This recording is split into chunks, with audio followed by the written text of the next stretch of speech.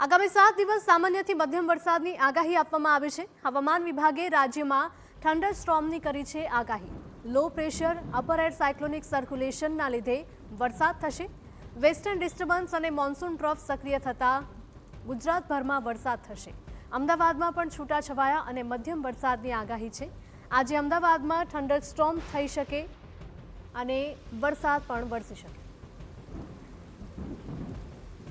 રાજ્યભરમાં ફરી એકવાર વરસાદનું આગમન થયું છે। આગામી 7 દિવસ સામાન્યથી મધ્યમ વરસાદની હવામાન વિભાગની આગાહી છે।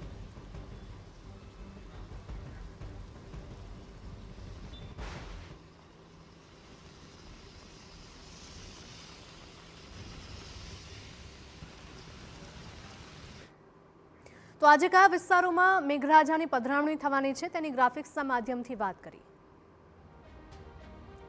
તો આપ જોઈ શકો છો ગુજરાતનો આ નકશો। 17 જુલાઈ એટલે કે આજે સાબરકાંઠા, અરવલ્લી, મહીસાગર, દાહોદ અને છોટાઉદેપુરમાં વરસાદની આગાહી આપવામાં આવી છે। એટલે કે રાજ્યભરમાં છૂટોછવાયો વરસાદ થઈ શકે છે। દક્ષિણ ગુજરાતનો આ ભાગ છે અને અહીંયા પૂર્વ ગુજરાતનો આ જે ભાગ જોઈ શકો છો અને ઉત્તર ગુજરાતનો પણ ભાગ છે। એટલે કે રાજ્યભરમાં છૂટોછવાયો વરસાદ આજના દિવસમાં જોઈ શકે છે। ખાસ કરીને દક્ષિણ ગુજરાત અને પૂર્વીય ગુજરાતમાં પંચમહાલ, ખેડા, ગાંધીનગર, અમદાવાદ, આણંદ અને વડોદરામાં પણ વરસાદની આગાહી છે। એટલે કે અહીંયા મધ્ય પૂર્વીય ભાગનો આપ આ જે નકશામાં જોઈ શકો છો ત્યાં વરસાદની આગાહી 17 જુલાઈ એટલે કે આજના દિવસે આપવામાં આવી છે। આ સાથે જ નર્મદા, ભરૂચ, સુરત, તાપી, ડાંગ, નવસારી એટલે કે દક્ષિણ ગુજરાતનો આ જે ભાગ જોઈ રહ્યા છો ત્યાં પણ વરસાદની આગાહી આપવામાં આવે છે।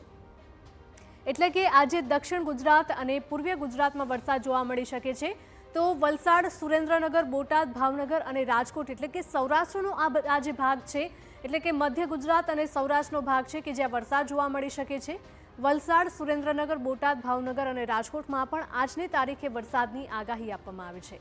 તો આ સાથે જ અમરેલી, ગીર સોમનાથ, જૂનાગઢ અને પોરબંદર તથા દેવભૂમિ દ્વારકામાં પણ વરસાદ થઈ શકે છે। એટલે કે ગુજરાતનો આ જેટલો પણ હિસ્સો છે આ આખો પટ્ટો દક્ષિણ ગુજરાતનો, સૌરાષ્ટ્રનો આ પટ્ટો છે કે જ્યાં વરસાદ થવાની આગાહી આપવામાં આવી છે। અનેક વિસ્તારો છે કે જ્યાં મધ્યમથી ઓછો વરસાદ થઈ શકે છે।